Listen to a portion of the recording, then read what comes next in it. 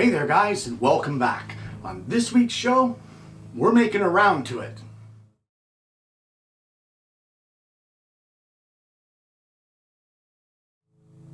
Well, this show actually comes from a viewer request that asked me to do a round to it. And what is a round to it, you may ask? Well, when you don't know what something is nowadays, where do you turn? You turn to the almighty internet. So what I did was I looked up defined round to it, and this is what I got. Round to it, plural, round to its. A circular object supposedly giving its owner the ability to get done everything that would have been otherwise put off to a later date when they get around to it. So it's a play on words. So what we need to do in order to get everything done is start with a pattern to make our round to it. Let's head over to the bench and see what I've come up with. Well, I played with several different designs. I played with several different ideas. And the final pattern that I came up with was this. And I kind of like the way it looks. I like the way that these letters, the Tuit in the middle, are round, as well as they sit inside a round disc, giving the play on words the round Tuit. So this is mostly a scroll saw project, but we're going to add a couple twists to it. But the first thing we need to do is we need to choose our stock. So what I've chosen is a piece of cherry that I had in the rack, and this is 3/16 of an inch thick. I'm going to cut a square that's about 5.5 by 5.5. I'm going to coat it with masking tape or painter's tape. Then we're going to spray our pattern on the back with spray adhesive. We'll let it tack up for 3 minutes, and then we'll rub it down onto the masking tape. Well, now each one of these letters is an interior cut over at the scroll saw. So the first thing we're going to want to do is drill some blade entry holes.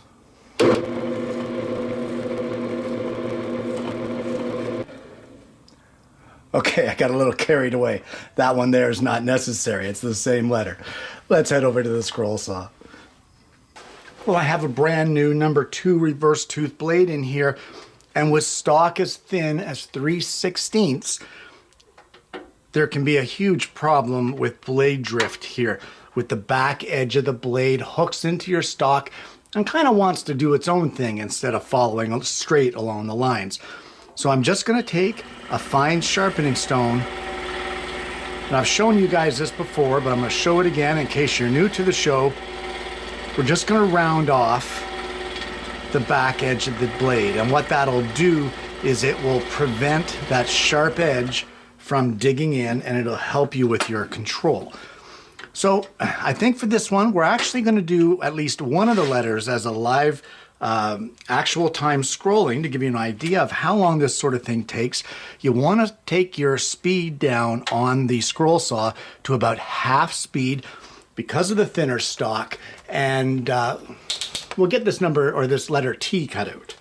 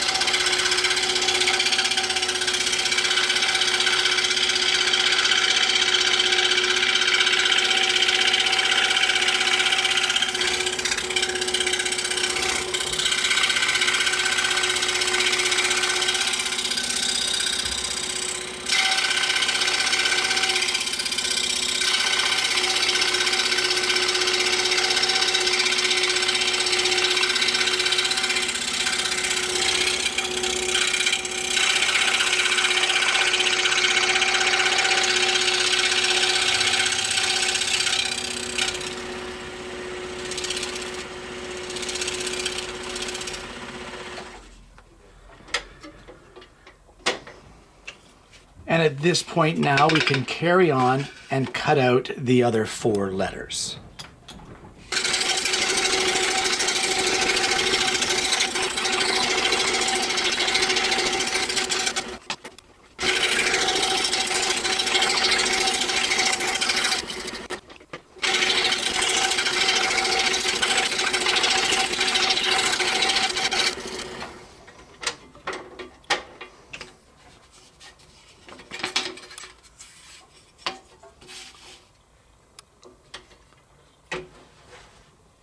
Well, it's inevitable when scrolling any piece, when you're doing letters like this, softwood, hardwood, it doesn't matter. You will get some kind of burring on the back. We could see some of it right here, a little bit here. There's not a lot, but there is still some, and it will stick out like a sore thumb. But it's easily corrected with a 1/4 sheet sander. I would not suggest using a random orbital on this, as some of these pieces flex. You might break this section here off. It's still delicate at this point. So what I'm going to do is give the back of this a really good sanding. Don't take your pattern off, leave it there, but sand the back really, really well.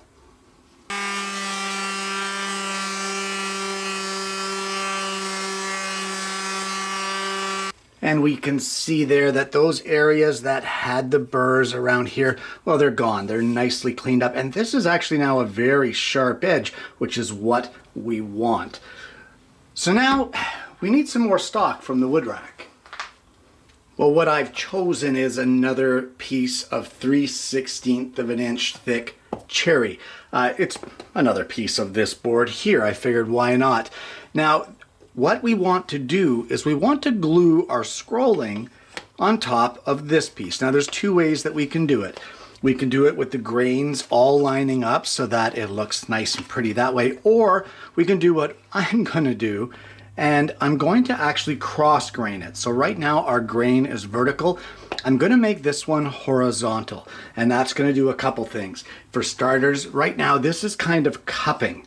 I don't know if you can see that there, it's starting to cup. Well, we're gonna straighten that out by putting cross grain here. As well, it's going to strengthen it in kind of the way that plywood has its alternating grains to give it its strength and stability. That is what we're going to mimic here.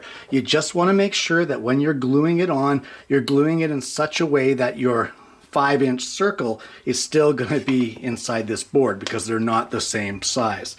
So let's get the glue spread onto the back of our Tuit and glue it onto our other piece of cherry.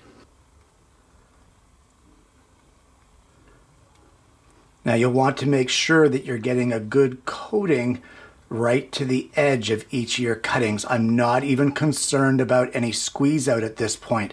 I just need to make sure that our cutting is going to be completely sealed onto our backboard cherry. All right, so at this point, we're just gonna lay this down on here, and we'll clamp this up and let it dry overnight. And for gluing this up, you might find it helpful, like what I've done, to get a couple of 1/2-inch thick pieces of plywood to sandwich it in between, just to get some even pressure right across your entire cutting. So as I said, let this fully set up now. All right, and with everything dried up, we can now unclamp this and take our plywood supports off of our piece.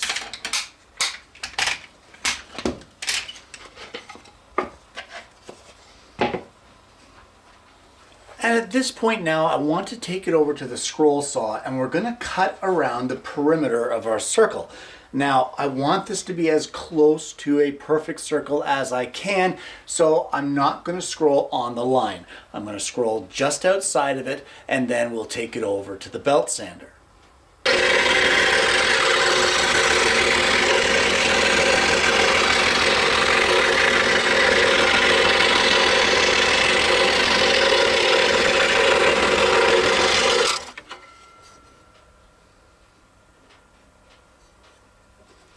Well, over here at the belt sander, our purpose is to sand up to our lines of our circle to get as perfect a cut as we can. However, this is cherry, and cherry burns very easily. Like the old story goes, I have this piece of furniture. Do you know what type of wood it is? Yeah, that's definitely cherry. Oh, wow, that was quick. How can you tell? I still see the burn marks in it from the tools.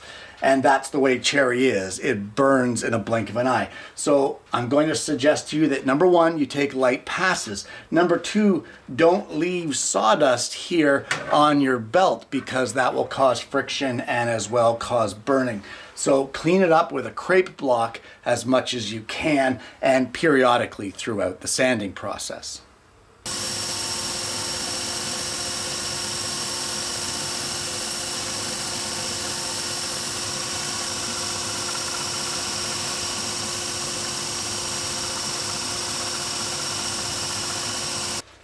Okay, and at this point here we can peel off our pattern, and then we're going to give the entire top surface a good sanding.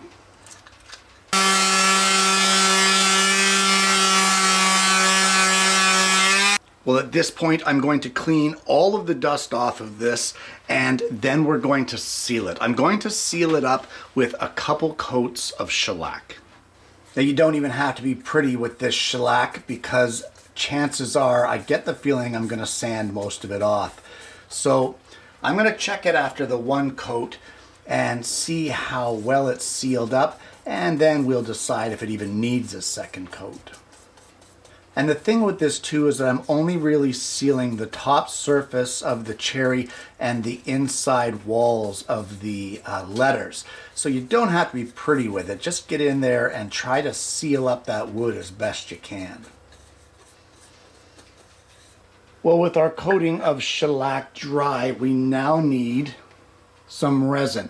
The problem here is, if you can see this, there's the line of resin and it's not flowing. So this has gone thick on me. I know it was older, but we're going to use it anyway. And if you remember a little while back, I showed you on the show that if you're using 5-minute epoxy and your epoxy has gone thick on you or unusable on you, that you could put it in hot water and it will rejuvenate it. So that's what I'm going to do with this bottle of epoxy. So I just have a bucket of hot water. It's just hot from the tap, and we'll just sink this in here. I'm going to weigh this down. We'll let it sit in the warm water for about, 10 minutes. Okay, so let me just show you here after soaking this in here for about 10 minutes. If you can see the line there of the resin. Look at that. Now it's pourable. Now it's thin again, and we can pour it to mix it. So I'm going to mix up a batch of resin, and I'll show you what we'll do after that.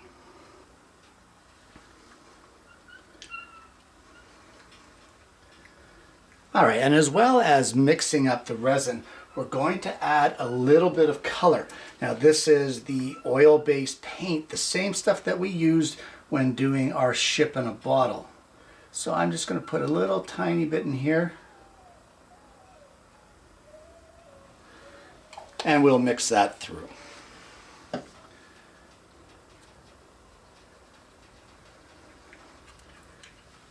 Well, the object of the game here for me is that I want to fill up all of our cuts with blue resin. I don't want to pour it in though, because I'm afraid it's just going to make a mess. So what I'm going to do is I'm going to use an old medicine syringe, and we're just going to fill it up with resin and use that to inject our resin into our cut areas. Now this might be a little time consuming because what I'm going to do is inject it in and then let it flow into the piece and then come back and put a little more in and that sort of thing. So it could take a while. But don't worry, just take your time and hopefully this will work. This is an experiment for me. In case you're wondering why we put the shellac on just on the top and on the insides here, resin and dye with resin really has a habit of running through the grain. So by sealing it up, hopefully we can try to prevent some of that bleeding of the color.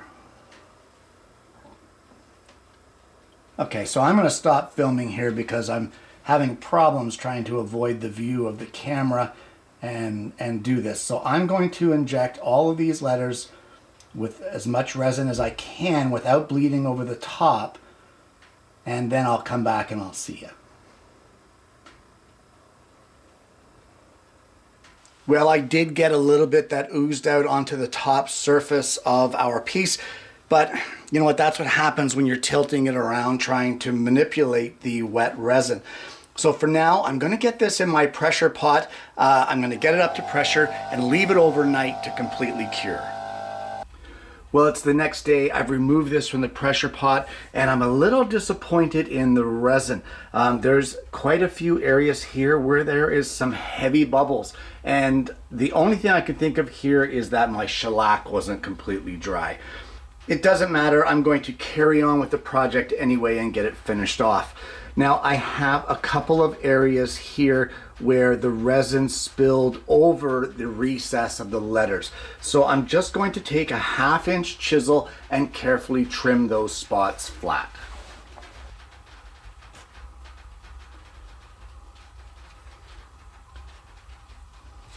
And that comes off actually relatively easily. So I'm going to finish this up and then we'll give the entire piece a good sanding. And now we'll clean up all of our sawdust on here, or sanding dust. I'm going to put a 1/8 round over all the way around the front and the back edges. Give the whole thing another good sanding. We're going to apply some shellac as our finish. And as well, I'm going to put a hanger on this. And at that point, I think we're pretty much done. And there you have it. Around to it. Guys, this is just a fun little project and it's a great way to hone your scrolling skills. If you are someone who is new to scrolling, those tight corners and those sharp points of the letters of the Tuit are a great way to hone those skills and to basically improve your scrolling immensely. This idea came, as I said, from a viewer who sent me a message and said, you know what, I'd love to see what you do with the round to it. And to be honest, I thought, what the heck is this guy talking about? And I had to Google it as to what it was. But once I saw it, I thought, you know what a great fun idea. And not every project has to be this incredible, mind-blowing, wicked grain kind of a project that everyone looks at and says, whoa, that is awesome. Sometimes it's just about having fun, and sometimes it's just about having a project and having something to do in between glue-ups or in between what it is that your projects are. Let's say that you're in between projects, you don't want to know what to do, make a round to it. Now, I'm a little disappointed on the resin for this, but that's okay. I mean, in the grand scheme of things, as I've said before, we are really hung up on being perfectionists. We are hung up on having that perfect piece of wood. But sometimes it's not about the destination. Sometimes it's about the journey getting there. And this thing was a lot of fun, from the design process right up to the cutting and the laminating, and I kind of figured out things as I went. I wanted to find a way to use some old resin that was there, and honestly this resin is gone yellow, that's why I've dyed it. I just want to use it up so it doesn't get wasted. But as I said, maybe it's time in some of these projects that we stop focusing on the destination and the end product and maybe focused on the journey that we had getting there and how much fun we had and things that we learned along the way. Guys, this pattern is available to you. If you are interested, all you need to do is send me an email at Acutabove_woodworking@hotmail.com. I would be more than happy to send you a copy of this PDF, and who knows, maybe there'll be many of you out there around the world that have a Acutabove round to it in your shop or on your wish list or gift list to give to somebody else. I think that would be really cool. So if you want the pattern, just send me the email, or you can drop me a line on the channel's Facebook page, whatever you like. Guys, I want to thank you for your suggestions for today's show idea. You know who you are. I don't like mentioning names on here just because, you know, it gets into problems sometimes. But you know who you are who suggested it. I want to thank you for that suggestion. It's been a load of fun. If you haven't already, please consider liking and subscribing to the channel. Click the bell and then you won't miss the notifications of future episodes of the show. We have a really great audience on the show here that leaves some fantastic comments, and I'd love it if you'd consider being a part of that. Guys, I hope that you've enjoyed today's show. I want to thank you so much for tuning in. I hope that you're going to try it for yourself. I hope that you're going to contact me and get yourself a copy of this pattern, or who knows, maybe even design your own. But more importantly, guys, I hope that you're going to join me again next week when I bring you yet another Alternative Tuesdays.